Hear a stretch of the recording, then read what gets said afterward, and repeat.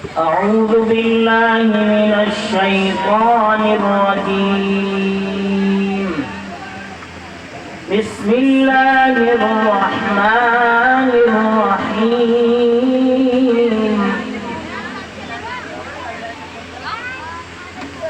تبارك الذي جعل في السماء بروجا وجعل فيها سراجا وقمرا منيرا، وهو الذي جعل الليل والنهار خلفة لمن أراد أن يذكر أو أراد شكورا.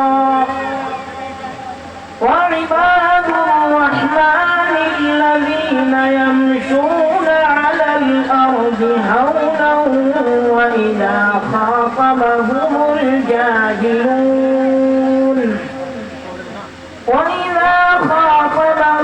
الجاهلون قالوا سلاما. والذين يبيتون لربهم سجدا وقياما، والذين يقولون ربنا اصرف عنا عذاب جهنم إن عذابها كان غراما إنها ساءت مستقرا ومقاما. والذين إذا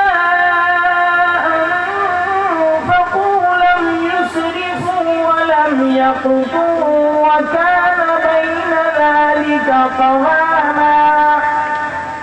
والذين لا يدعون مع الله إلها آخر ولا يقتلون النفس التي حرم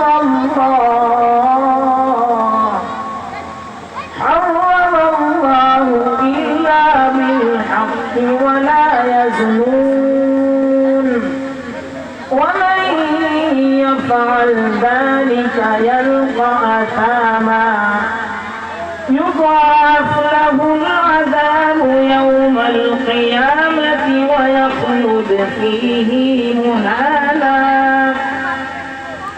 إلا من تاب وآمن وعمل عملا صالحا فأولئك يبدل الله